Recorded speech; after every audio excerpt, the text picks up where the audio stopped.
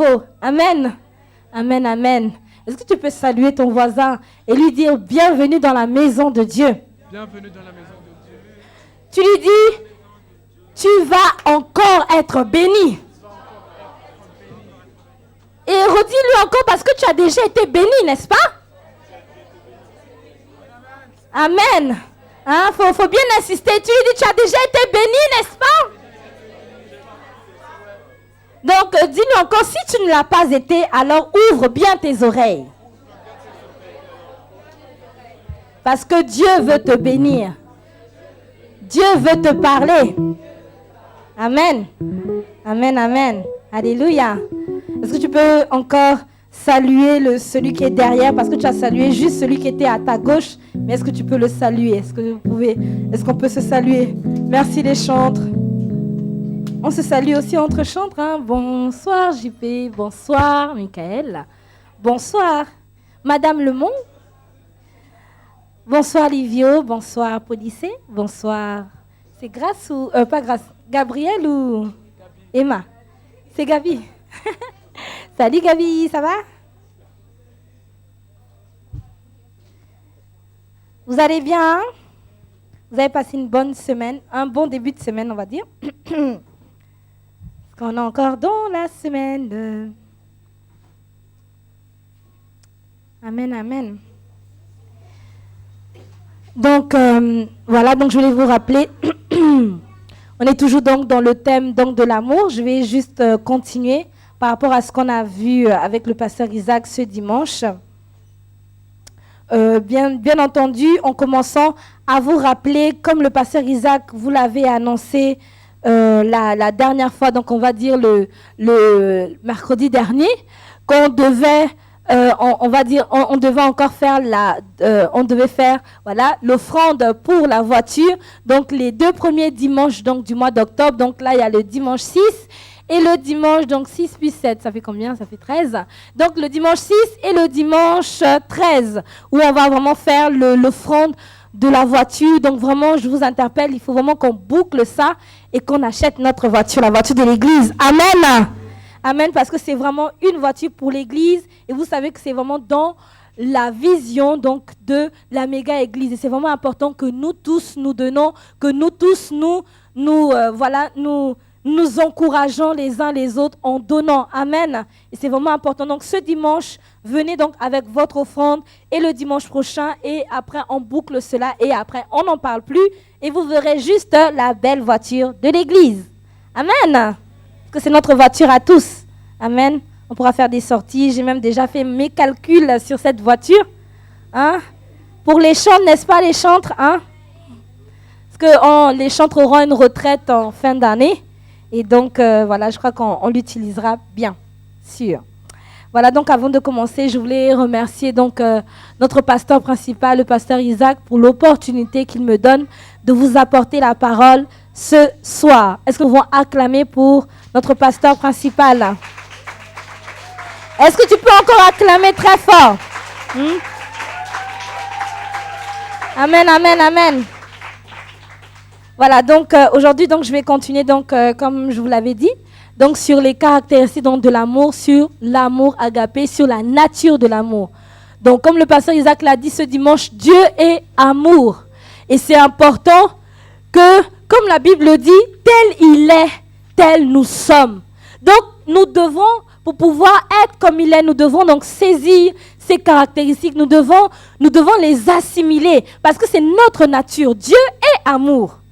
Donc, nous aussi, nous sommes amour. C'est notre nature. Mais qu'est-ce qui se passe? Pourquoi souvent on va dire, certains vont dire, oui, il n'y a pas l'amour ici, oui, il n'y a pas ceci ici. Mais en fait, ils se trompent.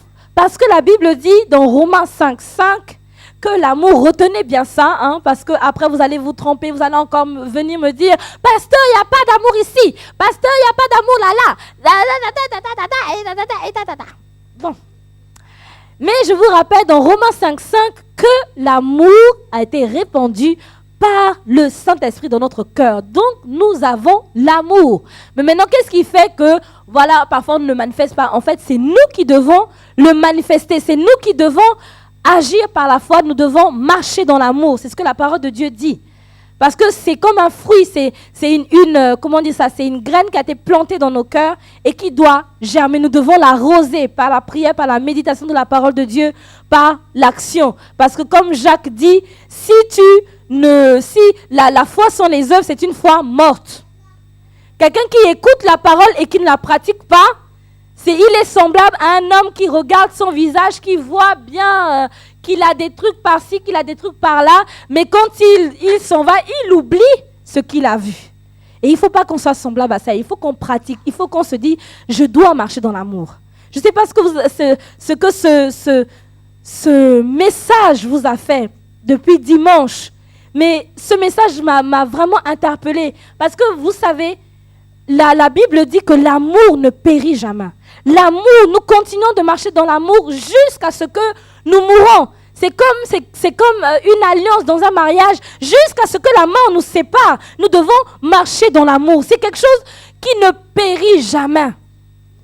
Qui ne périt jamais. Mais on va le revoir, on va le voir tout à l'heure. Pourquoi la Bible dit qu'il ne périt jamais? Parce que Dieu est amour, c'est ça. Donc, on va voir ça.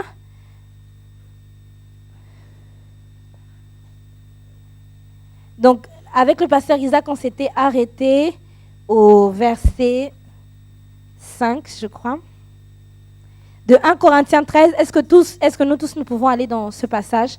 1 Corinthiens 13. Est-ce que tu peux te parler à toi-même et dire, je marche dans l'amour? J'agis dans l'amour agapé. J'aime mon prochain avec l'amour agapé. Je manifeste cet amour. Aujourd'hui, demain, après-demain. Amen. C'est important que nous marchions dans l'amour. Alléluia. C'est vraiment une base. Une base. Donc, je vais quand même relire depuis le verset 4. 1 Corinthiens 13, donc verset 4. Donc, bien sûr, comme le pasteur vous l'avait dit, la charité, c'est une mauvaise traduction. Parce que quelqu'un qui est charitable, c'est quelqu'un qui fait de bonnes œuvres. Mais on voit que l'amour agapé, c'est plus que faire de bonnes œuvres, c'est plus que poser de bons actes. L'amour agapé, ça va au-delà de cela. C'est pour ça que vous allez remplacer charité dans votre version par l'amour agapé. D'accord? Donc l'amour agapé est passion. Il est plein de bonté. Il n'est point envieux. Il ne se vante point, il ne s'enfle point d'orgueil, il ne fait rien de malhonnête, il ne cherche point son intérêt, il ne s'irrite point, il ne soupçonne point le mal, il ne se réjouit point de l'injustice, mais il se réjouit de la vérité. Il excuse tout, il croit tout, il espère tout, il supporte tout. L'amour ne périt jamais. Les prophéties prendront fin, les langues cesseront, la connaissance disparaîtra, car nous connaissons en partie et nous prophétisons en partie. Mais quand ce qui est parfait sera venu, ce qui est partiel disparaîtra. Lorsque j'étais enfant, je parlais comme un enfant, je pensais comme un enfant, je raisonnais comme un enfant. Lorsque je suis devenu homme, j'ai fait disparaître ce qui était de l'enfant. Aujourd'hui, nous voyons au moyen d'un miroir, d'une manière obscure. Mais alors, nous verrons face à face. Aujourd'hui, je connais en partie, mais alors je connaîtrai comme j'ai été connu. Maintenant donc, ces trois choses demeurent, la foi, l'espérance, l'amour. Mais la plus grande de ces choses, c'est l'amour. Amen. Merci Seigneur pour cette parole.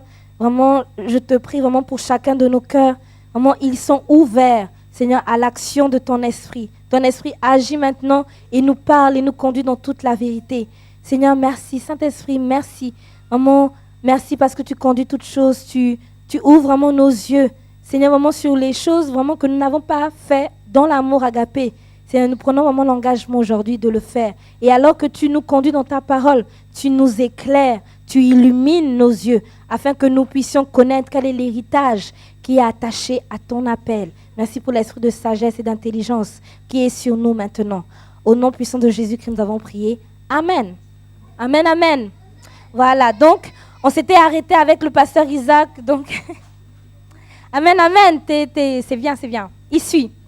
Donc, on s'était arrêté en fait à « Il ne s'enfle point d'orgueil ». Amen. Donc, l'amour agapé, en même temps, il ne se vante point d'orgueil. En même temps, il n'est pas envieux, Mais je ne sais pas si vous avez vu au travers de ce que le pasteur Isaac avait dit, le fait de ne pas envier, c'est un peu le complexe d'infériorité. Le fait de se vanter, de s'enfler d'orgueil, c'est un peu le complexe de supériorité. Voilà, je me crois supérieur à tout le monde. J'écrase les autres pour pouvoir monter.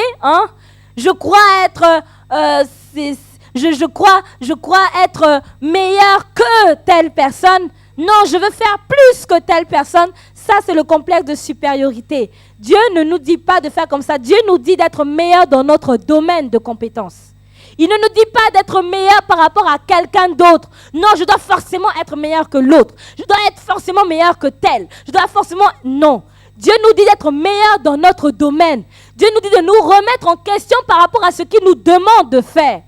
C'est ça, ne pas se vanter. C'est ça, ne pas s'enfler d'orgueil. Ça veut dire, toi-même, tu regardes ce que Dieu t'a demandé de faire. Est-ce que par rapport à ce que Dieu m'a demandé de faire, est-ce que je suis en accord? Et c'est par rapport à cela que je dois me conformer. Amen. Je ne dois pas m'enfler d'orgueil. Ensuite, verset 5. Il ne fait rien de malhonnête. Il ne fait rien de malhonnête. Déjà, on doit se demander, c'est quoi le contraire de la malhonnêteté? C'est l'honnêteté. Quelqu'un d'honnête, c'est quelqu'un qui sait reconnaître ses torts.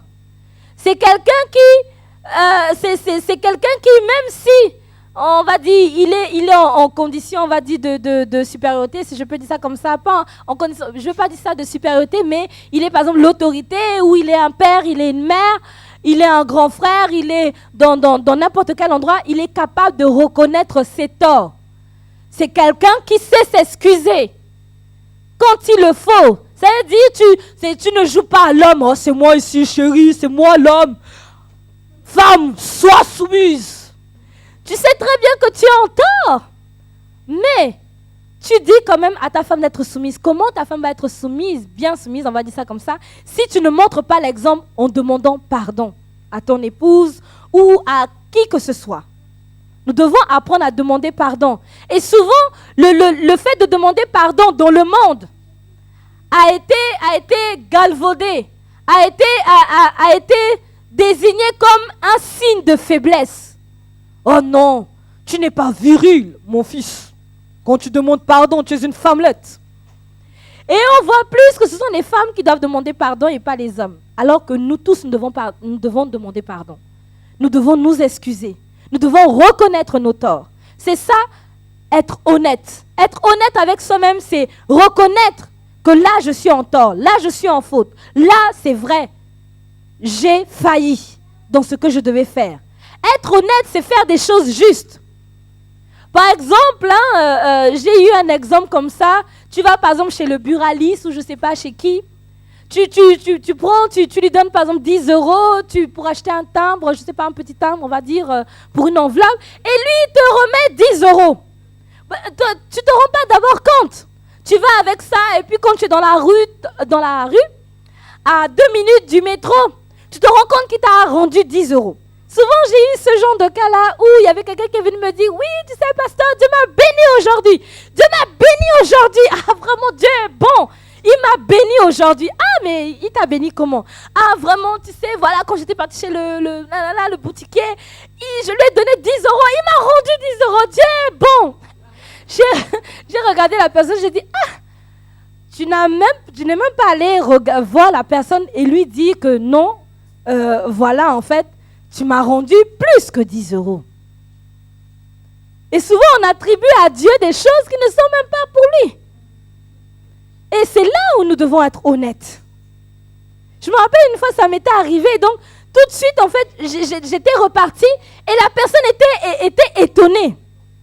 Et c'est là, elle m'a avoué, elle m'a dit, c'est pas la première fois que ça m'arrive. Mais vous êtes la première personne à être revenue me remettre mon argent. Et vous savez ce que la personne a fait? Elle a dit, non, gardez l'argent, gardez. Parce que vous avez eu l'honnêteté de poser un acte juste. Dieu vous honore. C'est ça, marcher dans l'amour. Vous devez poser des actes justes, des actes selon la parole de Dieu. Qu'est-ce que Dieu me dit en cet instant? Même si tout le monde fait ça, Même si tout le monde, comme je dis souvent à ma fille, c'est pas parce que tout le monde fait ça que c'est juste. C'est ça, souvent dans le monde, tout le monde fait ça, et donc on se dit que c'est juste. Et on est malhonnête, d'une certaine manière. C'est pas forcément voler, c'est pas forcément mentir, mais des choses que tout le monde a acceptées. Dans le monde, c'est acceptable. Comme dans le monde, c'est acceptable, on emmène ça dans l'église, c'est acceptable. Sauf que c'est une preuve de malhonnêteté envers le Seigneur parce que c'est pas juste. C'est pas, par exemple, comme j'ai vu souvent dans certains milieux, par exemple au Gabon, quand certains tardaient trop dans une classe, ils rectifiaient l'âge. Et moi, je me rappelle qu'une fois, je ne sais pas, c'était mon père qui m'avait proposé ça, parce que j'étais un tout petit peu en dessus de la barre. Et il m'avait dit, mais tu es sûr que tu ne veux pas rectifier l'âge? Tu es sûr, tu sais, tout le monde fait ça, c'est mieux parce que ton dossier va mieux passer. Si tu rectifies l'âge, ton dossier va mieux passer. Si tu fais ceci, tu auras plus de crédibilité. Si tu fais cela, tu vas avoir plus une bonne image devant les hommes. Et en faisant ça, tu ne sais pas que tu es en fait en train de te corrompre. Tu es en train de corrompre ton amour envers Dieu. Parce que là, tu es malhonnête. Je peux vous donner plusieurs exemples, mais c'est juste des exemples pour vous montrer que parfois des petites choses peuvent glisser comme ça dans nos vies. Tout le monde accepte. Et on se dit que c'est normal de faire ça. C'est normal de faire ceci, c'est normal de faire cela. Mais on ne demande pas à Dieu, est-ce que c'est honnête? Est-ce que c'est juste de le faire? Et on limite Dieu. Et vous savez, le fait d'accepter, d'adhérer à ces choses, on limite Dieu. Et c'est une preuve du fait qu'on n'aime pas Dieu. Bon, pas qu'on n'aime pas suffisamment, mais que notre amour, en fait, a une faille. On n'aime pas Dieu, en fait. Parce qu'on n'a pas confiance qu'il est capable d'aller au-delà de cela. Je me rappelle encore d'un exemple, juste pour rester sur ça, et puis je vais y aller. D'un exemple d'un monsieur qui s'était converti. C'était un chef de gang. Et durant ces années de gang, ils avaient pillé des magasins, ils avaient fait tout, ils avaient vraiment volé des armes et tout. Et là, à un moment, ça l'avait tellement rongé, il était devenu chrétien. Et à un moment, il s'est dit, mais non, il faut comme que je fasse quelque chose. Et c'est comme ça, il a dit à tous ces gars, il a dit non, aujourd'hui le Seigneur nous a touchés, on peut pas rester comme ça sans rien faire. Ils ont pris toutes leurs armes. Ils sont partis les remettre à la police. La police avait tellement peur d'eux que quand ils sont venus, ils ont cru que ce gang-là venait les attaquer. Ils se sont murés dans leur comment on appelle ça? Commissariat, voilà, merci. Ils sont murés dans leur commissariat et ils ont commencé à sortir les armes. Ils ont dit non, si vous venez nous attaquer, nous sommes bien armés. Et c'est là le chef de gang a dit non, on ne vient pas vous attaquer, on vient plutôt déposer les armes. Les policiers étaient tellement étonnés. Ils auraient pu les arrêter, les mettre en prison, mais ils étaient tellement étonnés et touchés par l'amour de Dieu qu'ils ont dit non. Vraiment, mais ce Dieu-là vraiment existe parce que si vous êtes venus rendre vos armes alors que vous étiez un gang qu'on craignait, vous étiez des personnes vraiment malhonnêtes, mais vous êtes venus les rendre, vous êtes venus reconnaître, certains étaient même venus reconnaître des crimes. Parfois, Dieu va vous mettre à cœur. Vous avez fait du mal à quelqu'un. Dieu va vous mettre à cœur d'aller demander pardon à la personne. Ou de lui dire non, je reconnais que ce jour-là, j'avais tort. Même si parfois c'est un truc qui est passé depuis 10 ans, depuis 4 ans, 5 ans. Parce que toi, tu ne sais pas ce que ça a fait à cette personne. Mais Dieu va te dire, aie l'honnêteté de reconnaître qu'en ce moment-là, tu avais tort et qu'il fallait que tu demandes pardon. Même parce que ça peut être dans notre passé. Ça peut être dans notre passé. Ça peut être des choses que nous avons faites dans notre passé. Que Dieu nous rappelle et que Dieu nous demande de rectifier. Quand on peut rectifier, quand on peut s'amender de quelque chose, il faut qu'on le fasse. C'est ça, être honnête. Donc l'amour n'est point malhonnête, ne fait rien de malhonnête. L'amour ne cherche point son intérêt. Vous voyez, c'est la même chose. En fait, le fait de ne pas être malhonnête, c'est, en fait, je ne cherche pas mon intérêt. Comme je vous prends par exemple l'exemple de ce monsieur qui est parti chez le buraliste et voilà qui a eu plus de la monnaie. Le fait de garder la monnaie, en fait, ça veut dire quoi? Tu cherches ton intérêt. Tu ne penses pas à ce buraliste-là. Tu ne te dis pas, mais si je garde son argent, et vous voyez par exemple par rapport à mon exemple, par exemple, si j'avais gardé son argent, il allait peut-être, on ne sait pas, faire faillite.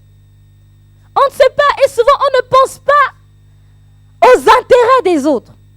C'est vrai, il faut penser aussi à son intérêt, c'est sûr, il faut aussi que, parce que si on ne s'aime pas soi-même, on ne peut pas aimer les autres. Si on n'aime pas Dieu, on ne peut pas aimer les autres. Mais après avoir fait tout ça, c'est important de chercher l'intérêt des autres. Vous savez, je vais vous donner un scoop. Corriger un enfant, c'est chercher son intérêt. Amen. Corriger un enfant, c'est chercher son intérêt. Parce que souvent, ici, on est dans une société où l'enfant est roi. On laisse l'enfant tout faire.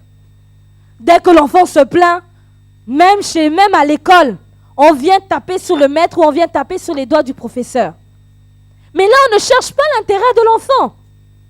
En fait, on fabrique quoi? On fabrique un être égoïste, individualiste. On ne se rend pas compte, en fait, qu'on est en train de le détruire. Et vous savez, ce sont ce genre de notions-là que souvent on oublie. Quand on vient à Christ, on se dit oui, on continue d'élever nos enfants comme avant. On ne demande pas à Dieu de nous aider à élever les enfants comme lui, il veut. Parce que chercher l'intérêt de l'enfant, c'est le corriger. C'est ce que la Bible dit. Lisez Proverbes. Il dit, celui qui ménage son bâton face à son enfant est fou. En fait, il est insensé. Il dit quoi encore dans Proverbe? Vous allez voir tout ça dans Proverbe. Il dit quoi? La folie. Et il dit même la folie. Je vous assure, des fois quand vous lisez Proverbe, vous dites, mon Dieu, les mots forts qu'il utilise. Il dit la folie est attachée au pied de l'enfant. Le bâton. Il ne dit même pas la correction, mais il dit le bâton. Le bâton l'en détournera. Chercher l'intérêt de l'enfant, c'est le corriger. Quand il faut le corriger, bien sûr, ce n'est pas le corriger à outrance. Mais c'est le corriger, c'est lui faire, c'est comme la Bible dit, c'est l'entraîner dans la bonne voie. C'est lui montrer que là, ce n'est pas bon, ce que tu fais là, ce n'est pas bon. Tu le corriges. Tu le corriges. C'est ça, chercher l'intérêt. Chercher l'intérêt des autres, en fait, c'est chercher l'intérêt de Dieu. Qu'est-ce que Dieu pense par rapport à cela? En fait, parfois, on ne se rend même pas compte que des fois, quand on fait des choses, en fait, on cherche notre propre intérêt. On veut parfois être bien regardé par les gens. On veut parfois être bien apprécié par les gens. On ne cherche pas l'intérêt de Dieu. Chercher l'intérêt de Dieu, c'est en fait chercher les intérêts des autres. S'occuper des affaires de Dieu, c'est s'occuper des affaires de Dieu. Le don que Dieu t'a donné, ce n'est pas pour toi. Certains souvent vont me dire, mais pasteur, et pourtant, Dieu m'a donné vraiment le don de parole de connaissance, le don de parole de sagesse, le don du discernement des esprits. Mais pourquoi, quand il s'agit de moi, je n'arrive pas à avoir une parole de connaissance? Je n'arrive pas à discerner? Je n'arrive pas? Mais qu'est-ce qui se passe? Tu dois comprendre que ces dons-là n'ont pas été donnés pour toi, mais ils t'ont été donnés pour servir aux autres, pour servir les autres. Bien sûr, de temps en temps, Dieu peut nous donner des paroles de connaissance sur nos propres vies. Mais souvent, c'est assez rare. Dieu va utiliser les autres. Parce qu'il veut que tu comprennes que tu es aussi dépendant des autres. Que nous sommes une famille. Que tu dois chercher l'intérêt des autres. Souvent, vous n'avez pas vu ça, que c'est souvent quand vous avez des problèmes, que quelqu'un d'autre vient vous présenter son problème. Quelle est souvent notre réaction? Oh non, Seigneur, j'ai trop de problèmes. Non, faut vraiment pas. Non, frère, tu ne peux pas venir m'embêter là. J'ai vraiment un sérieux problème financier. Toi encore avec ton problème financier, tu viens encore m'embêter. Alors que tu ne vois pas qu'au travers de ce problème financier de ton frère, Dieu en fait est en train de t'aider. Parce que Dieu te dit quoi? Cherche d'abord le royaume des cieux et sa justice et tout te sera donné par-dessus tout. Cherche d'abord l'intérêt de ton frère. Et tu verras qu'au travers de la solution que tu vas donner à ton frère, tu verras que la solution te sera donnée. Même si ce n'est pas tout de suite, mais Dieu va te bénir. Et tu es béni d'ailleurs. Amen. Et c'est souvent ça. Souvent, vous vous rendez pas compte, souvent, on est là, parfois on est dans nos trucs et tout. On est parfois, et puis c'est là où le pasteur t'appelle, il te dit, bon là, demain tu vas prêcher. Oh mon Dieu, demain je vais prêcher, demain je vais conduire la prière, demain je vais... alors qu'aujourd'hui, vraiment, tel m'a mal parlé, tel m'a fait ceci, tel m'a fait cela. Vraiment, On ne se rend pas compte qu'en fait, Dieu veut qu'on cherche les intérêts des autres. On se détourne de notre nombril et qu'on cherche les intérêts des autres. Amen. Amen. Ce serait trop facile. En fait, notre foi ne serait pas grande si à chaque fois, tu dois passer des heures et des heures juste à prier pour toi-même. Vous savez, c'est vraiment une réalité et c'est vraiment une vérité. Quand vous avez des problèmes, d'autres problèmes vont se présenter à vous. Les problèmes des autres vont se présenter à vous. Quelle sera votre réaction? Est-ce que vous allez chercher votre intérêt ou vous allez chercher les intérêts des autres? Vous allez dire, bon, on va prier ma soeur. Même si tu as vécu un truc bizarre il y a une minute, ta soeur t'appelle, elle te dit, non, il y a telle chose, tu mets tes problèmes à côté. Tu mets même pas tes problèmes à côté, je veux dire. Tu mets tes problèmes sur Jésus et tu prends ces problèmes et vous les mettez ensemble sur Jésus. Et vous allez voir comment Dieu va vous bénir. C'est pour ça, j'aime bien ce chant-là que je vous avais chanté un jour. Be blessed, my sister. Be blessed, my brother. Et tu vas voir, et je traduis un peu, j'essaie de parce qu'il dit, sois béni mon frère. Je prierai pour toi. Et tu prieras pour moi. Et nous allons voir ce que Dieu va faire. Amen. C'est vraiment un challenge de prier les uns pour les autres. Ça veut dire, tu regardes un peu ton voisin. Vous savez, des fois, on ne réalise pas que les gens qui sont à côté de nous ont parfois des pires problèmes. C'est pour ça que Dieu nous dit d'être reconnaissant en tout temps. Parce que tu ne sais pas, dans telle maison, dans tel pays, dans tel continent, des femmes parfois sont plus maltraitées que toi. Des femmes parfois n'ont pas de mari, ou même si elles ont des maris, elles sont reléguées parfois. J'ai lu une histoire comme ça d'une dame qu'un monsieur avait épousé. Et puis, je ne sais pas ce qui s'est passé, la femme ne s'entendait pas avec les beaux-parents. Et donc, à cause de ça, la belle-mère a dit au monsieur d'épouser une autre dame. Et la femme a eu tellement mal. Elle a eu tellement mal. Dès qu'il a épousé cette deuxième femme-là, il a mis de côté la première femme. Elle a été reléguée au deuxième plan. Elle était dans une vieille maison alors que la deuxième femme était dans une belle maison. Elle était mais vraiment meurtrie. Meurtrie. Et nous, souvent, on n'a pas ce genre de cas. On n'a pas ce genre ce genre, on n'est pas dans ce genre de cas. Des fois, tu peux te dire, mais non, il y a certains qui vivent, qui souffrent plus que nous. Si vous pensez aux femmes qui sont dans le Maghreb, aux femmes qui vivent dans des pays de guerre, nous, on n'est pas comme ça. On n'a pas ça. On doit s'estimer heureuse d'être dans ce cadre et dire qu'il comment dire ça? Dieu a des projets de paix et non de malheur pour nous. Et nous devons penser à ces personnes-là. Nous devons penser à la personne qui est à côté de nous. Nous devons penser à notre voisin, à notre voisine. Comme j'entendais souvent quelqu'un qui me disait, ah mais vraiment, j'ai été ceci, j'ai été cela, quand j'étais enfant, vraiment, mais là. Et la personne se plaignait. Un jour, je l'ai attrapé, je lui ai dit, viens un peu t'asseoir. Et j'ai commencé à lui raconter mon histoire et j'ai commencé à lui raconter l'histoire d'autres femmes. Et c'est là, elle a réalisé, elle a dit, mon Dieu, mais ces femmes-là ont vécu pire que moi. Ces femmes ont vécu pire que moi. Et des fois, on est là juste centré sur nous-mêmes. On ne sait pas que là, en fait, ça nous gangrène parce que c'est de l'égoïsme.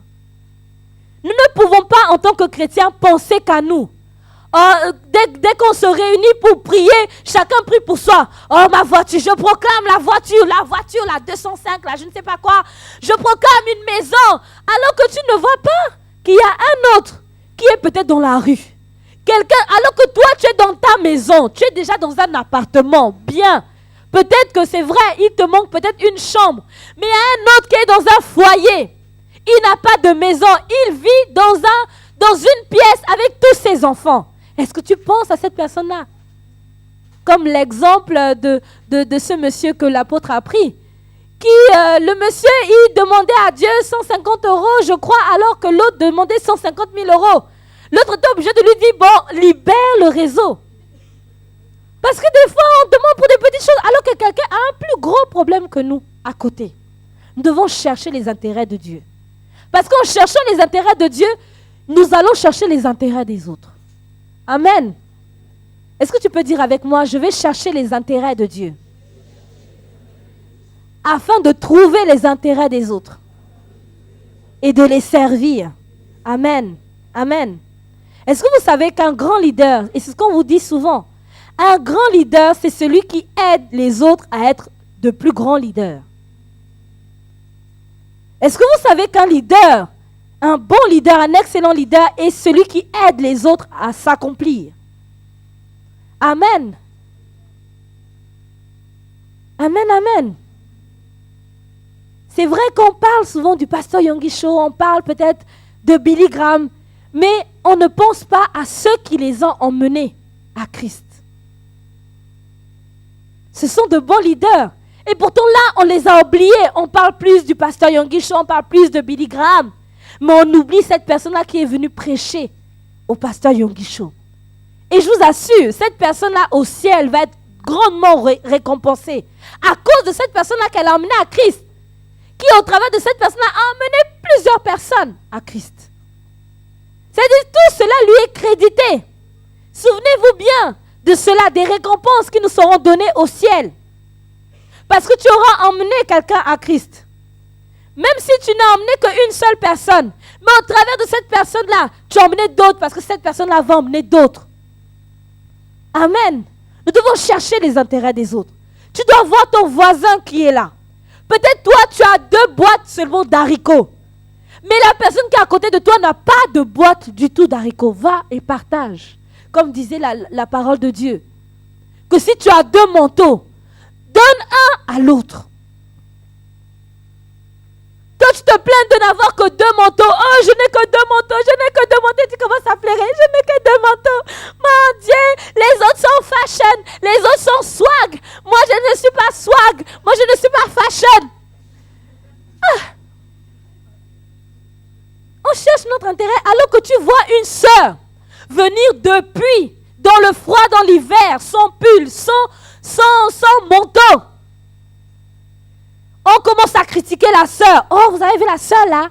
Elle vient avec une veste. Mais la veste là, elle est bizarre même. Mais vraiment, la sœur là ne sait pas s'habiller. Personne ne va à côté de la sœur pour lui demander, ah sœur, est-ce que tu as un manteau? Est-ce que tu as quelque chose pour t'habiller? Personne. Personne. Et c'est ça, chercher son intérêt, chercher l'intérêt des autres. C'est-à-dire, on ne s'arrête pas aux apparences. On va au-delà. On cherche à savoir pourquoi la personne se conduit comme ça. Qu'est-ce qui s'est passé dans sa vie pour qu'elle se comporte comme ça? On prie pour la personne. Amen. On ne doit pas se comporter comme dans le monde qui cherche tous les défauts. Oui, on cherche les défauts, on scrute les défauts. Pendant que la conductrice de louange est en train de louer, on est en train de voir est-ce qu'elle a les pieds arqués ou les pieds en X. Ou est-ce qu'on essaie de voir, est-ce qu'elle est bien coiffée, est-ce qu'elle est bien ceci? Alors que peut-être tu ne sais pas ce qui s'est passé le matin, peut-être qu'elle s'est foulée le pied, et elle est quand même venue chanter, donc tu la vois peut-être le pied comme ça, et tout le monde est en train de se moquer. Et on ne cherche pas l'intérêt, on ne cherche pas à aller savoir, ah qu'est-ce qui se passe ma soeur? D'habitude tu as les pieds bien droits, mais là aujourd'hui c'est un peu en X.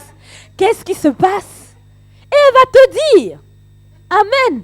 C'est ça, chercher les intérêts des autres. Amen. Ah non, non, ma page, elle a été perdue par le vent. Donc voilà, il ne cherche pas son intérêt. Il ne s'irrite point. Il ne s'énerve point. Il n'est point... il n'est point colérique. Certains se reconnaissent. Dès que tu les piétines, tu fais ça. Tac. La personne commence à me dire, mais qu'est-ce que tu as fait? On touche au truc qu'il ne faut pas toucher. Non, tu peux toucher à tout sauf à ça. Pasteur, pas ça. Dès que le pasteur vient, il te dit, non, ton samedi matin, là, tu dois le laisser. Tu commences à t'énerver. Non, le pasteur là, mais vraiment, tu commences à t'irriter. L'amour ne s'énerve pas.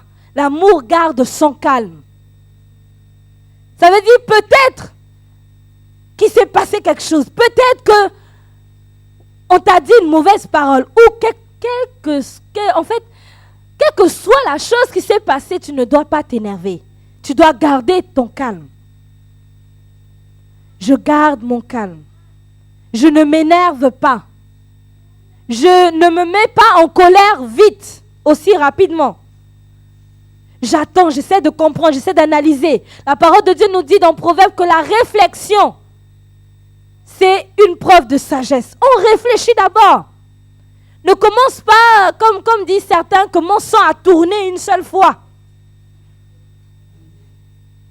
Et là, vraiment, j'ai vu rouge. Ah bon, t'es un taureau pour voir rouge? Je n'ai pas vu qu'il y avait des taureaux ici. Bon.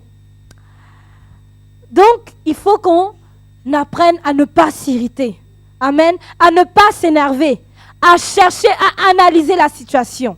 Chercher à analyser le pourquoi du comment, ou alors de prier. Tout de suite, dès qu'on apprend quelque chose, on commence à s'énerver, on commence à s'irriter. Oh oui, mais pourquoi la personne a dit... La Bible dit quoi? Que celui qui se précipite ses pas vers la chute.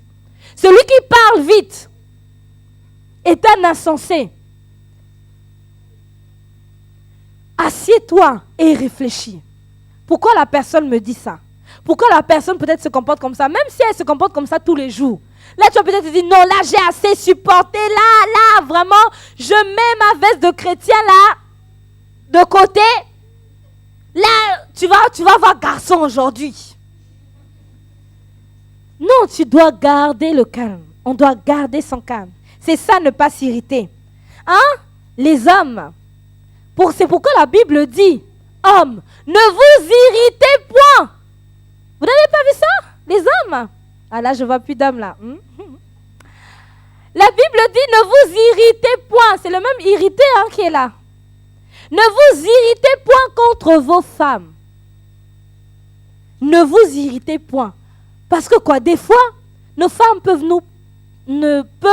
nous énerver parce qu'elles ont tendance à beaucoup parler, elles ont tendance à beaucoup être émotives. Ah, mais toi, mes chéris, mais tu es trop un peu émotive. Mais vraiment,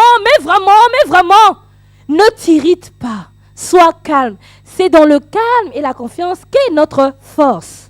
Amen. Et nous devons être calmes. C'est pour ça que la Bible dit aux hommes de ne pas s'irriter. C'est comme ça que les femmes sont. Amen. Et nous devons les comprendre. Nous devons comprendre la femme. Des fois, comme disait un homme, des fois, elles peuvent être dans leur comment on appelle ça? Dans leurs états d'âme ou dans leur menstruation ou quelque chose dans leur période un peu bizarre. Tu ne dois pas t'irriter, mais tu dois la comprendre. C'est pour ça que la Bible va dire aux hommes, hommes, aimez vos femmes. C'est pas aimer Eros, c'est pas aimer Philéo, c'est pas aimer Storgé, mais c'est aimer Agapao. Ça veut dire, vous devez supporter vos femmes ou vos fiancés, pour ceux qui sont fiancés. Ou pour ceux qui vont, ou pour ceux qui, même si vous êtes célibataire. Mais si déjà vous n'arrivez pas déjà à supporter vos sœurs qui sont là, vous dites non, je ne vais jamais épouser une sœur ici. Non, vraiment, les sœurs de la sœur Reine là sont trop bizarres. Non, vraiment, je ne peux pas. Mais tu crois qu'il y aura une sœur qui va venir se présenter à toi tant que tu ne vas pas supporter les sœurs qui sont dans la sœur Reine? Si déjà tu n'arrives pas à supporter le frère qui est ici, comment tu vas supporter ton futur mari? Tu dis déjà non, tous les frères de l'église là, non, mais vraiment, mais ils sont trop bizarres, ils s'habillent pas bien, mais vraiment, ils sont ceci, ils parlent mal, oh là là, mais vraiment, je ne veux pas. Si tu n'arrives pas déjà à supporter les frères qui sont ici, tu crois que tu arriveras à supporter ton futur mari? Non. Ou ta future femme. Non, apprends déjà à supporter les sœurs qui sont ici. Apprends déjà à croire le meilleur en elles. C'est ça, ne pas s'irriter. Ça veut dire, au-delà du fait qu'elle se conduise comme ça, tu vois au-delà. C'est-à-dire, je ne vois pas son état d'âme d'aujourd'hui. Je ne vois pas le fait qu'elle me parle mal ou qu'il me parle mal aujourd'hui. Je vois au-delà. Je vois ce que Dieu dit de cette personne. C'est ça, ne pas s'irriter. C'est-à-dire, on va au-delà des apparences. On va au-delà d'aujourd'hui. On pense à demain. Parce que tu ne sais pas. La personne sur qui tu t'irrites là, peut-être ce sera ta future femme. Ça peut être ton futur mari. Tu vas faire comment? Tu as dit pardon.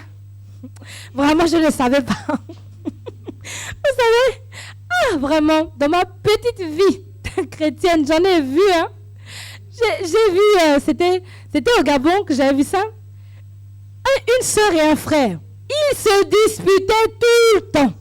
La sœur disait toujours au frère, mais toi tu m'énerves, mais vraiment, mais comment tu es comme ça, et le frère aussi, lui aussi s'énervait contre la sœur, il l'a trouvé trop orgueilleuse, il a trouvé trop ceci, il a trouvé là. Il dit, mais vraiment, mais je ne peux jamais l'épouser. Il avait dit ça à un de ses, c'était entre responsables, parce que voilà, ils étaient responsables et tout, mais il avait dit à un de ses amis, non, je ne vais jamais épouser cette fille-là, mais vraiment, même si Dieu vient se présenter à moi, je ne l'épouserai jamais.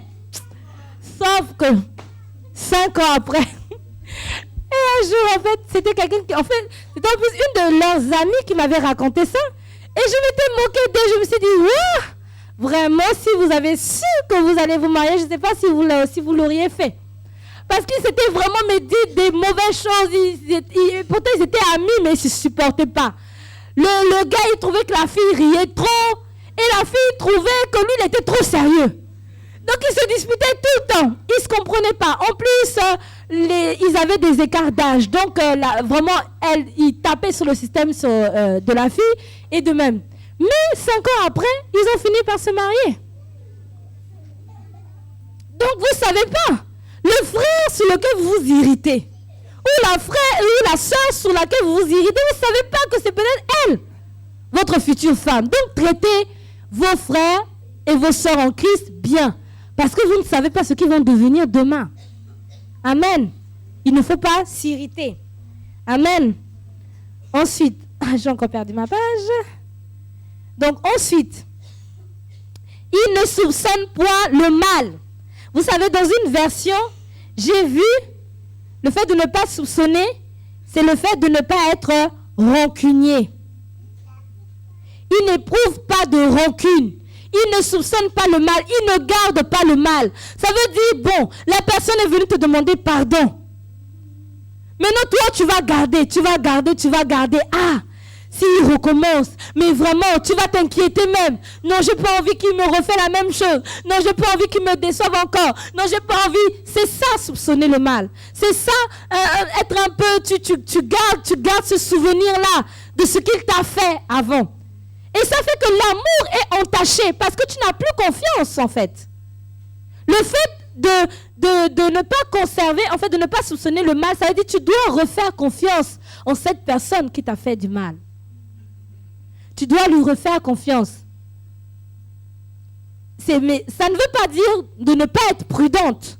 Parce que certains confondent le fait de soupçonner le mal et le fait d'être prudent. Non, être prudent, ça veut dire, oui, bon, d'accord, la personne m'a fait du mal avant, ok, j'oublie, mais je suis quand même prudent. Ça veut dire, je prie pour la personne.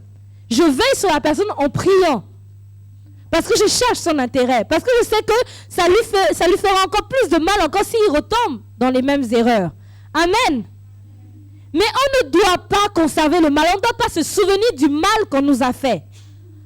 Et garder ça comme un bébé. Oh, le mal qu'il m'a fait, vraiment. Tu te rends même pas compte qu'en fait, c'est comme si tu chérissais ce mal-là parce que tu ne veux pas qu'on te l'enlève.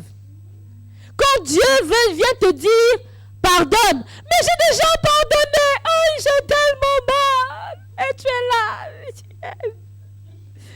Tu chéris ta blessure. Tu dois pardonner et oublier et avancer. Parce qu'on ne se rend pas compte que le fait de retenir en fait ça, on se fait plus de mal à nous-mêmes qu'à quelqu'un d'autre. Amen. Comme je me rappelle d'un exemple, Un monsieur et une dame s'étaient mariés et puis, depuis quelque temps, ça faisait 10 ans que s'étaient mariés, mais depuis 5 ans, sa femme n'arrêtait pas de pleurer à une date précise. Tous les ans, c'était la même chose. Tous les ans, c'était la même chose. À un moment, le mari ne comprenait pas. Il s'est dit, mais qu'est-ce qui se passe? Mais pourquoi ma femme, en fait, c'est la même date. En fait, un jour, ça lui est passé comme ça, mais c'était répétitif. Donc, ça s'est passé comme ça pendant 5 ans. Comme vous savez, des fois, les hommes sont un peu monfoutistes.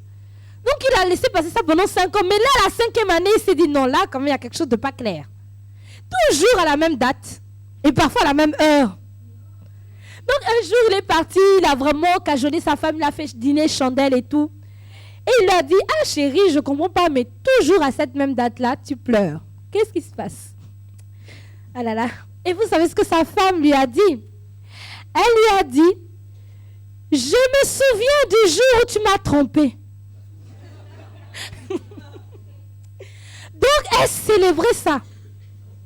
Tous les jours. Donc, on va dire, c'était comme un anniversaire. Ça veut dire, le 15 octobre, elle a retenu que, je dis une date comme ça, le 15 octobre 2004, c'est là où mon mari m'a trompé. Donc, tous les ans, maintenant, elle célébrait ça. Le 15 octobre 2004, elle se souvenait que son mari l'avait trompé, elle pleurait. Le 15 octobre, chaque 15 octobre, elle pleurait. Son mari était tellement désemparé. Il disait, mais chérie, mais c'est passé. Je t'ai demandé pardon. Oh, mais chérie, mais je me souviens. En plus, je me souviens de la femme. Je me souviens. Oui. Et nous devons oublier cela. Oublier cela. Oublier. Ne pas soupçonner le mal. Oui, comme ton mari t'a trompé, tu commences maintenant à regarder tous ces courriers, tous ces trucs, tous ces courriers, et son téléphone portable, et ses mails, et tout, et tu commences à soupçonner le mal, et tu commences à le suivre dans toute la rue. Est-ce qu'il a dit bonjour, mais comment il a regardé la femme là? Mais comment, mais toi, mais pourquoi tu regardes mon mari comme ça? C'est quoi ça? Hein? On t'a dit que c'est ton mari? Vous n'avez jamais vu ça? Moi j'ai vu ça en Afrique, mon Dieu. Ou même dans une émission là qui passait souvent, vous n'avez jamais vu ça dans Confession, je ne sais pas quoi là. Confession. Elle était hyper jalouse, mon Dieu. La femme, elle suivait tous les habits de son mari. Ils sont comment? Elle sentait les parfums de son mari. Donc le matin, il sort avec un Versace, c'est ça, ou je sais pas quoi, un Gucci si vous voulez. Elle surveille à la fin de la journée, quand il revient, si c'est le même Gucci. S'il n'a pas changé de parfum. Elle surveille ses cols, donc elle était, mais... Et le mari en avait marre. Il dit, mais... Parce que le gars l'avait trompé une fois. Donc, depuis là, elle surveillait tout. Et comment il regarde les autres. Donc, lui, il marchait devant, elle marchait derrière, pour regarder s'il ne regarde pas une autre femme. Elle le surveillait. Et souvent, ça empoisonne la vie de couple. Ça empoisonne les relations. Tu dois marcher dans la tranquillité parce que c'est Dieu qui change les cœurs. Nous, on ne peut rien faire, mais c'est Dieu qui change. C'est Dieu qui change. Et nous devons voir au-delà des apparences. Nous devons voir au-delà de ce qu'ils ont fait. Comme je me rappelle de cette dame-là, qui, quand son mari lui a dit qu'il avait trompé, elle lui a dit, viens, on va prier. Amen. Nous ne devons pas soupçonner le mal. Même envers nos frères, envers nos soeurs. Il s'est peut-être énervé contre toi hier. Ok, aujourd'hui tu oublies. Tu ne te souviens pas, mais oui, hier il s'était énervé contre moi. Je crois que le monsieur là, il est vraiment méchant. Hein. Je crois que... Et tu commences à soupçonner. Tu commences à lui donner des étiquettes qu'il n'a pas, qu'il n'est pas. Amen. Nous ne devons pas soupçonner le mal. Nous ne devons pas garder rancune. Comme on dit, nous ne devons pas garder dents. Dent pour dent, œil pour œil, dent pour dent. Non, tu dois oublier. Nous devons oublier ce que les autres nous ont fait. Nous devons complètement les pardonner. Parce que des fois, ce qu'on appelle pardon, là, c'est même pas le pardon. Hein. Parce que souvent, certains vont dire, je te pardonne. Mais je ne vais jamais oublier ça. Je t'ai pardonné, hein. Je t'ai pardonné. Mais je n'ai jamais oublié ça. ça, si tu me fais encore ça, je ne te pardonnerai jamais. Vous n'avez jamais entendu ça? Ou vous-même, vous êtes jamais entendu dire ça? Ah, je crois qu'il y a moins de si. Donc, il faut qu'on apprenne à dire « je te pardonne », c'est oublier. Je pardonne à mon frère, je pardonne à ma soeur, on va vers une relation nouvelle. Amen. Tu ne soupçonnes pas la soeur, non, elle va encore me faire du mal demain. Oh non, je ne crois pas qu'elle ait changé. Hein. Non, je crois qu'elle me critique encore. Et tu commences à imaginer, tu commences à te faire tout un cinéma, alors que peut-être la sœur a changé. Amen. Et nous devons aider les autres dans le changement en ne soupçonnant plus le mal, en ne leur gardant point en rancune. Amen. Amen, amen. L'amour ne se réjouit point de l'injustice. Hein, souvent. Donc quand quelqu'un nous a fait du mal, on est content quand on a fait du mal à la personne qui nous a fait du mal. Vous êtes jamais vu dans ce contexte-là?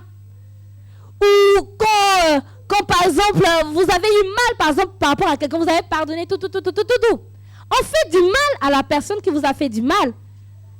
Ah, dans votre cœur, il y a quelque chose qui vous dit, bien fait. Dieu est grand, Dieu rend justice. Dieu dit dans sa parole que c'est lui qui rend justice. Amen, alléluia. Et on est en train de se réjouir de la justice, alors que quelqu'un a subi la justice. Même si cette personne était peut-être notre ennemi, cette personne peut-être nous détestait, mais on ne doit pas se réjouir de son infortune. On doit aider cette personne. On doit prier pour cette personne. Amen. On ne doit pas se réjouir de l'injustice justement parce que c'est quelqu'un qui nous a fait du mal. Parce que c'est facile quand c'est quelqu'un que nous aimons, qui nous est, on va dire que nous aimons, avec qui nous avons des relations. C'est facile pour nous de ne pas nous réjouir de l'injustice. Mais c'est difficile quand c'est quelqu'un qui nous a fait du mal et à qui ça arrive aussi du mal. Nous devons aussi ne pas nous réjouir de l'injustice que la personne subit, que la personne vit. Et nous devons lui rendre justice, si je peux dire ça comme ça, défendre la personne. Amen. Nous devons être objectifs. Amen. Comme par exemple, tous ceux qui ont l'onction prophétique ou qui sont appelés au ministère prophétique. Souvent, Dieu va vous parler par rapport à quelqu'un. Et souvent, tu vas te dire, et voilà, tu vas peut-être prier ou peut-être pas. Mais Dieu va te parler par rapport à quelque chose, à quelque chose de mauvais qui va lui arriver. Et quand la chose mauvaise va lui arriver, tu as dit, ah, Dieu m'avait dit.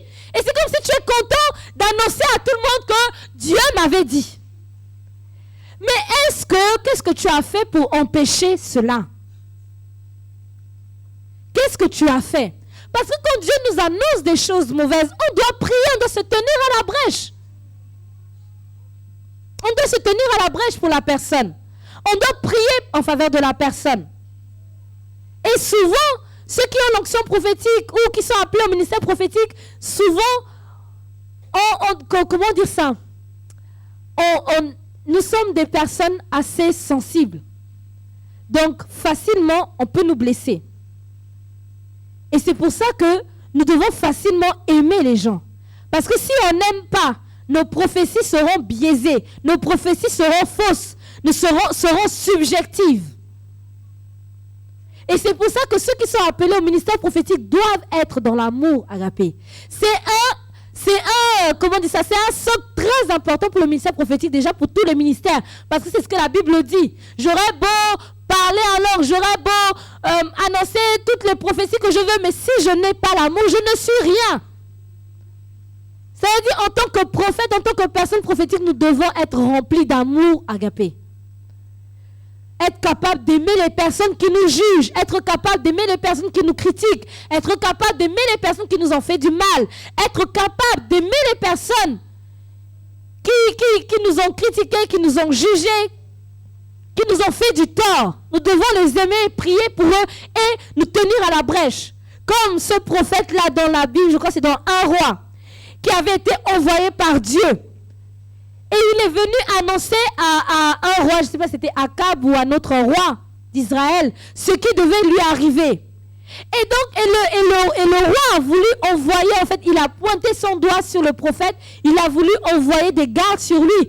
Et sa main a été paralysée direct. Et le roi a demandé au prophète, viens prier pour moi. Le prophète aurait pu dire, ah non, Dieu t'a jugé. La justice, Dieu est ma justice, Dieu est grand, Dieu est grand. Mais qu'est-ce qu'il a fait? Il est venu, il a prié pour le roi. Et sa main est redevenue normale. Il aurait pu dire, Dieu m'a rendu justice, Dieu m'a protégé. C'est vrai que Dieu l'a protégé. Mais il serait tombé dans ce péché-là, on va dire, de se réjouir de la justice. Amen. Mais il a dit, au contraire, je vais prier pour toi, pour que ta main guérisse. Et sa main a été guérie et il est parti. Nous devons être pleins d'amour. Ensuite, la Bible dit que l'amour se réjouit de la vérité. Donc, c'est la même chose. Nous devons nous réjouir de la vérité. Nous devons nous réjouir de ce qui est vrai. Nous devons nous réjouir quand une sœur, même la sœur qui nous critique, se marie. Hein, les sœurs? Souvent là, tu es là, tu es triste parce que l'autre se marie. Mon Dieu, Seigneur, la sœur elle est venue après moi. Elle n'a qu'un jour de le Seigneur. Moi qui suis là depuis 10 ans, je ne suis pas mariée. Et pourtant la sœur là, elle n'est même pas parfaite. Elle ne sait pas cuisiner comme moi. Elle ne sait pas faire. Elle ne sait pas repasser. Elle ne sait pas, mais quand je vais dans sa chambre, vraiment sa chambre est désordonnée. Mais pourquoi le frère là?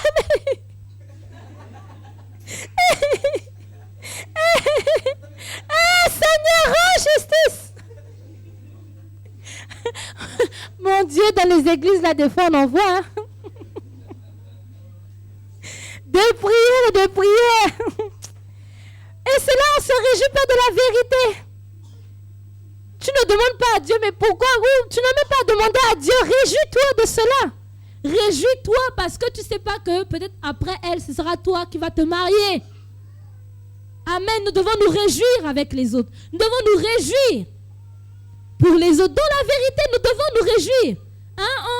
On dit ça souvent ici, que Jésus soit loué dans la vérité. Dans la vérité, c'est vrai. Nous devons être honnêtes avec nous-mêmes. Si parce que ta soeur qui est là à côté de toi se marie, toi tu n'es pas encore marié, reconnais, Seigneur, voilà, je suis honnête, là vraiment je suis faible, mais je veux me réjouir avec ma soeur. Je veux me réjouir avec mon frère. Je veux me réjouir avec cette famille qui a un enfant, même si nous on n'a pas encore d'enfant, je veux me réjouir. Parce que je crois que Dieu est grand, Dieu est capable de me bénir. Parce que la bénédiction, en fait, ta bénédiction ne dépend pas de la bénédiction des autres. Elle dépend de Dieu. Amen. Donc, nous devons nous réjouir de la vérité. Amen. Ensuite, le dernier, donc on s'arrêtera là. Verset 7. L'amour excuse tout. L'amour croit tout. Il espère tout. L'amour supporte tout. Est-ce que vous voyez ici qu'il y a un peu une corrélation entre la foi et l'espérance? L'amour excuse tout, supporter tout. C'est-à-dire, on vient te demander aujourd'hui pardon, comme Pierre a demandé à Jésus. Il dit, combien de fois vais-je pardonner à mon frère? Jésus lui répond, 7 fois, 77 fois 7 fois, ou 7 fois 77 fois. Voilà. Il lui dit ça veut dire autant de fois que la personne vient te demander pardon, tu pardonnes. Tu excuses. Ça ne veut pas dire qu'il ne faut pas châtier. Il ne faut pas parfois corriger. Il ne faut pas parfois dire non, là, ce que tu as fait, ce n'est pas bien. Mais il faut toujours accueillir la personne. Parfois, les gens parfois croient que les églises doivent être comme des gendarmes. Oui, quand quelqu'un a péché, allez, on la jette dehors, on la jette ceci, on lui jette les tomates, on lui jette ceci. Non. La Bible dit qu'il faut châtier. Mais quand même, Dieu dit qu'il a donné sa vie pour cette personne. Donc, on ne doit pas la jeter dehors. C'est sûr. On doit lui dire, bon, ce que tu as fait là, ce n'est pas bien. Mais on doit pardonner. On doit excuser et croire que la personne est capable de faire mieux. On ne la jette pas dehors. On ne lui dit pas, non, tu n'es plus de cette église, va-t'en. Non, ce n'est pas ce que la Bible dit. Et souvent, c'est parfois ce qu'on fait dans nos vies. On pardonne. Ça veut dire que dès que quelqu'un fait une bêtise, c'est fini. On n'excuse pas. Ou elle répète. Dès qu'elle atteint 7 fois. Non, 7 fois, c'est le signe de la perfection. Là, c'est bon. Là, je ne pardonne plus. Là, ça fait 7 ans que j'endure ça. Je ne vais plus supporter ça. 7 ans, c'est bon. 7 ans, c'est le chiffre de la perfection, c'est bon. Alors que non, Dieu dit qu'il faut supporter. Il faut excuser. Il dit quoi encore? Il faut croire. La foi. Je dois avoir foi en cette personne. Foi en Dieu pour cette personne. Foi en son avenir. Foi en sa destinée. C'est-à-dire au-delà des apparences, au-delà de ce que je peux voir maintenant, je crois que cette personne va changer. Je crois que cette personne, parce que Dieu, c'est celui qui change. C'est celui qui transforme. Donc je crois qu'elle va changer. Je crois en elle. J'espère. La foi est une ferme assurance des choses qu'elle espère, une démonstration de celles qu'on ne voit pas. Donc vous voyez que l'amour englobe la foi et l'espérance. Je dois marcher dans la foi, dans l'amour, dans l'espérance. Espérer que Dieu est capable de changer cette personne. Croire que Dieu est capable de changer cette personne. Comme Dieu nous a dit. Je crois que notre couple est un couple stable. Et que nous allons de l'avant. Et tu proclames ça. Je crois que ma famille est une famille stable.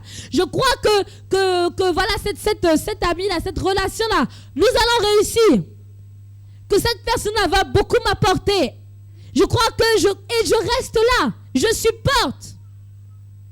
Certains, ils sont là, ils durent à l'église, ils font 1 mois, 2 mois, 3 mois, 4 mois, 5 mois. Dès qu'ils voient que les mêmes choses se répètent, ils quittent l'église. Oh, il n'y a pas l'amour. Oh, il n'y a pas ceci. Oh, nanana. Oh, nanana. Tu n'es pas endurant. Parce que là, il y a la patience, il y a l'endurance, il y a la persévérance. Excusez tout, supportez tout. Croire tout. Il y a même certaines versions qui disent croire contre toute attente. Ça veut dire même quand tous les autres l'ont lâché, toi tu ne le lâches pas. Tu restes là. Tu supportes. Ça veut dire tu donnes un supplément. C'est ça supporter. Il y a sup et puis il y a porter. Ça veut dire là tu le portes. Mais tu dois le supporter, donc tu dois le porter encore plus haut. Tu dois porter la personne encore plus haut qu'elle ne l'était. Tu dois l'élever encore plus qu'elle ne l'était. C'est ça supporter. Il y a le sup pour supérieur, pour plus. Je dois le faire encore plus. C'est ça supporter. Souvent nous on se dit oui je supporte, mais tu ne supportes pas. Parce que dans ta supportance, si je peux dire ça comme ça, tu maugrais. Tu es en train de dire, mais vraiment, mais pourquoi Dieu m'a donné quelqu'un comme ça? Mais pourquoi? Tu es en train en fait, tu es en train d'aller à l'encontre de l'amour agapé. Supporter, c'est apporter un plus. Tu apportes un plus, tu dis des paroles. Tu dis des paroles positives, tu dis des paroles de bénédiction. Tu supportes. Tu apportes un plus à ton soutien. Tu supportes, ça veut dire tu le fais davantage. Ça veut dire là, je crois que je n'étais pas davantage supporté, je crois que je vais te porter encore plus. C'est ça supporter en fait. Espérer, croire tout, contre toute attente. Amen. Amen. C'est pour ça, on va terminer plutôt vers le verset 8 là. C'est pour ça qu'on dit l'amour ne périt jamais. Vous voyez? Il y a certaines personnes qui vont dire l'amour n'échoue jamais. Ça veut dire quand vous aimez, que ça fasse 10 ans, 12 ans, 20 ans ou quel que soit le temps que vous allez prendre, cet amour-là réussira. C'est-à-dire vous réussirez à arriver là où vous voulez aller. Parce que vous êtes dans l'amour, parce que vous faites tout ce qu'on a dit là. Et vous n'allez jamais périr. En fait, ça veut dire quoi? Que vous-même, vous n'échouerez jamais. C'est ce que ça veut dire. Quand vous êtes dans l'amour, vous n'échouez pas. Vous réussissez. Vous n'êtes pas comme les autres. Vous êtes différents. Amen. De votre différence. Vous n'échouez pas, vous réussissez. Amen. Comme par exemple un verset que je voyais dans Proverbe qui disait, il parlait à l'homme, il dit, réjouis-toi avec la femme de ta jeunesse. Supportons, c'est la même chose pour les femmes. Réjouis-toi avec l'homme de ta jeunesse. Supportons. Supportons dans les mauvais, dans les bons moments. Supportons. Parce que tu ne sais pas ce que sera demain. Tu ne sais pas que l'homme qui est à côté de toi, que la femme qui est à côté de toi, va t'apporter une richesse. Parce que la Bible dit quoi? Qu'une femme, celui qui hérite d'une femme, je crois, il a le bonheur. Celui qui a une femme a le bonheur. Amen. Et il faut le croire. Même si aujourd'hui ta future femme ou ta fiancée ou je ne sais pas qui, ou la sœur que tu vois, ne paraît pas, elle paraît bizarre, elle paraît vraiment... Mais dis-toi bien qu'une femme, quand elle rentre dans ta vie, elle t'apporte le bonheur. Quels que soient ses défauts, quelles que soient ses imperfections, ses limites, cette personne t'apporte le bonheur, c'est ce que la Bible dit. C'est la même chose pour un homme qui épouse une femme qui épouse un homme. L'homme t'apporte du bonheur, l'homme t'apporte un plus, l'homme t'apporte quelque chose. Amen. Ou dans l'église, l'autre t'apporte quelque chose. Ton frère, ta soeur t'apporte quelque chose, quelles que soient ses limites, quel que soit son caractère, il t'apporte quelque chose. Si Dieu l'a mis là, comme la Bible dit, le fer aiguise le fer. Ça dit, lui, il doit t'aiguiser. Ça dit, il y a quelque chose à transformer en toi. Dieu ne t'a pas mis quelqu'un de ce caractère-là juste pour t'embêter. C'est pour te transformer, pour te changer. Parce qu'il y a quelque chose à changer en toi. Avant d'accuser l'autre, il faut d'abord te regarder toi-même. Qu'est-ce que Dieu a changé en moi? Qu'est-ce que je dois transformer? Qu'est-ce que je dois changer en moi avant de dire oui, c'est la faute d'eux, oui, c'est la faute d'eux, oui, c'est la faute de ceci, oui, c'est la faute de cela. Comme disait, oui, Voltaire est tombé par terre, c'est la faute à Dalander, je crois. C'est toujours la faute à quelqu'un. Ça, c'est dans le monde, mais on est en Christ maintenant. Et tu dois te dire, Dieu veut me changer, Dieu veut me transformer. Il utilise cette personne, il veut changer quoi en moi? Qu'est-ce qu'il veut changer en moi? Parce que l'amour agapé ne périt jamais. Les prophéties prendront fin. Il dit, tu vas prophétiser, ça va prendre fin. À un moment, il y a la fin, ça veut dire, ça va avoir son accomplissement. Mais l'amour agapé est toujours là. L'amour agapé n'échoue jamais, c'est toujours là, ça va jusqu'à la mort. C'est-à-dire, à ton dernier souffle, l'amour agapé est là. C'est-à-dire les prophéties, même tes prophéties que tu auras dites, vont s'accomplir. Mais jusqu'à ce que tu meurs, l'amour agapé sera là. C'est-à-dire il faudra que tu agisses toujours dans l'amour, jusqu'à ce que tu meurs. C'est-à-dire tout ce que tu pourras faire, toutes les bonnes œuvres que tu pourras faire vont partir. Elles vont peut-être être oubliées. Mais ces choses-là que tu auras faites dans l'amour agapé ne seront jamais oubliées. C'est-à-dire, les gens vont toujours se souvenir de cet acte-là que tu as posé. Pourtant, toi-même, tu te disais, mais vraiment, je ne sais pas ce que je pose là comme acte. Mais parce que tu l'as posé dans l'amour agapé, les gens vont s'en souvenir. Et ils vont se dire, ah, cet homme-là qui m'avait donné un jour un sac de riz. Et pourtant, tu en as donné plein d'autres. Tu en as donné peut-être, je ne sais pas, des centaines. Mais on va juste se souvenir de ça parce que tu l'as posé dans l'acte, dans l'amour agapé. Et c'est pour ça qu'on doit toujours se poser la question. Est-ce que quand je pose des actions, je suis dans l'amour agapé? Pour que ces actions-là ne périssent pas. Pour que ces actions-là ne vont pas dans les oubliettes. Pour que ces actions-là causent le changement qui doit être causé dans la vie des gens. Nous devons nous assurer que les actes que nous posons sont sur la base de l'amour agapé. On ne cherche pas notre intérêt, mais on cherche l'intérêt des autres. Amen. Parce que les gens ne vous oublieront jamais comme ça parce qu'ils vont savoir, ah, cette femme-là qui m'a aimé, quand tout le monde m'avait lâché, quand tout le monde m'insultait, cette femme-là m'a supporté. Cette femme-là m'a dit des choses bien et voilà ce que je suis maintenant. Amen. Les actes que vous posez dans l'amour agapé ne seront jamais oubliés. Les prophéties que vous direz dans l'amour agapé ne seront jamais oubliées. Parce que vous les faites dans l'amour agapé. Même si ce sont des réprimandes que Dieu vous dit par rapport à quelqu'un. Mais parce que vous le faites dans l'amour agapé, ça ne s'oubliera jamais. Parce que la personne verra l'amour agapé au-dedans de vous. Amen. Est-ce que nous pouvons nous lever? Nous allons prier.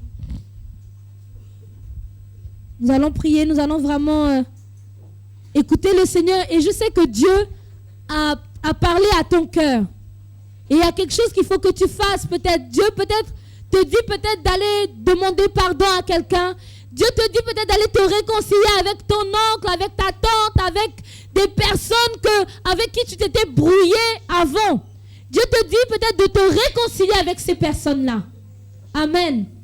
Et je crois qu'il faut que tu regardes en toi-même. Est-ce que nous pouvons prier? Est-ce que nous pouvons élever nos voix?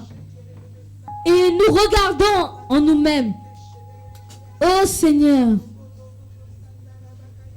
regarde si je suis sur une mauvaise voie et conduis-moi sur la voie de l'éternité.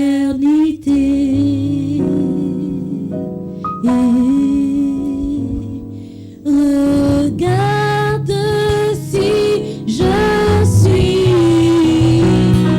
sur une mauvaise voie et conduis-moi sur la voie de l'éternité.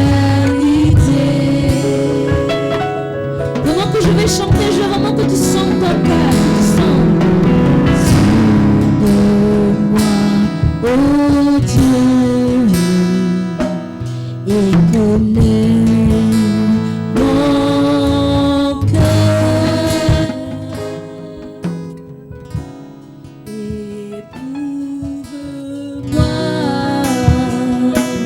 éprouve-moi et connais mes pensées.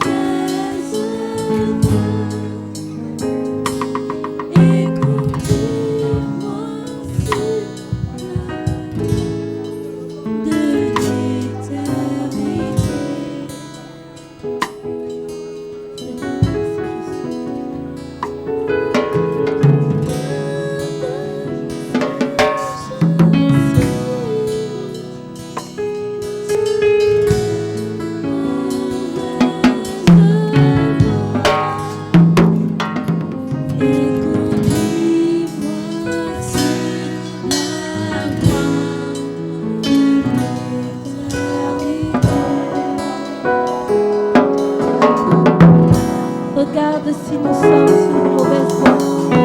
Si nous ne sommes pas dans la voie de l'amour, oh Dieu. Et conduis-nous sur cette voie. Seigneur, nous marchons dans l'amour. Nous manifestons, Seigneur, ce fruit. Nous manifestons, Seigneur, les tendances de l'amour. Agapé, oh Dieu. Merci, Seigneur. Alléluia. Nous te bénissons. Merci, Seigneur. Dieu fait une œuvre de restauration. Dieu touche les cœurs aujourd'hui. Dieu touche ton cœur. Ouvre ton cœur et commence à pardonner à la personne qui t'a fait du mal. Et commence à te pardonner à toi-même. Et commence à pardonner. Laisse Dieu agir dans ton cœur. Laisse Dieu agir dans ton cœur. Laisse Dieu agir dans ta vie. Laisse Dieu agir. Laisse Dieu agir. Laisse Dieu te toucher. Laisse Dieu te toucher. Laisse Dieu te parler. Laisse Dieu te parler. Laisse Dieu réconcilier. Laisse Dieu te réconcilier. Laisse Dieu te réconcilier avec toi-même. Laisse Dieu te réconcilier. Laisse Dieu te pardonner. Laisse Dieu devant humilie-toi devant ton Dieu. Et épanche ton cœur devant lui. Oh Dieu, nous humilions devant toi. Oh Seigneur, nous pardonnons à ceux qui nous ont fait du mal. Oh Seigneur, nous pardonnons et nous avançons. Oh Seigneur, nous humilions, nous humilions. Oh Seigneur, nous pardonnons, nous pardonnons. Oh Seigneur, nous humilions, nous humilions. Oh Seigneur, nous pardonnons, nous pardonnons. Oh Seigneur, nous marchons dans l'amour. Oh Seigneur, nous implorons ton nom. Oh Seigneur, nous invoquons ta majesté. Oh Seigneur, Seigneur, nous pardonnons. Oh Seigneur, oh Seigneur, oh Seigneur. Oh Seigneur, nous marchons dans l'amour. Oh Seigneur, nous marchons dans la douceur. Oh Seigneur, nous marchons dans la patience. Oh Seigneur, oh Seigneur, oh Seigneur. Oh Seigneur, oh Seigneur, oh Seigneur. Nous sommes patients comme tu l'es. Oh, nous sommes patients comme tu l'es. Nous supportons comme tu le fais. Oh Seigneur, nous invoquons ton nom. Nous invoquons ton nom. Oh Seigneur, oh Seigneur, oh Seigneur. Nous épanchons nos cœurs vers toi. Oh Seigneur, oh Seigneur, oh Seigneur. Nous te sommes reconnaissants. Oh Seigneur, oh Seigneur, oh Seigneur. Toi qui nous as pardonné le premier. Oh Seigneur, oh Seigneur, oh Seigneur.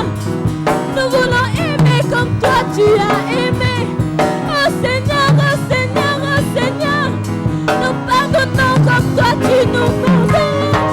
Oh Seigneur, oh Seigneur, oh Seigneur.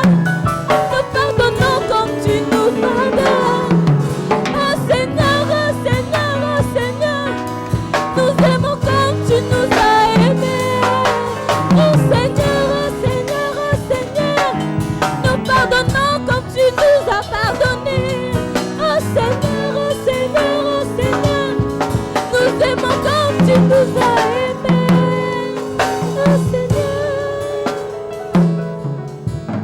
Alléluia. Merci Seigneur. Nous te bénissons. Alléluia. Amen. Amen. Alléluia.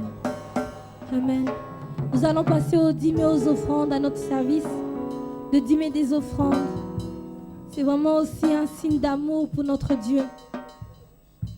Nous lui montrons vraiment notre amour. Ton amour nous environne, Seigneur. Ta gloire resplendit tout comme le soleil. Alléluia. Alléluia, nous venons donner nos dîmes et nos offrandes.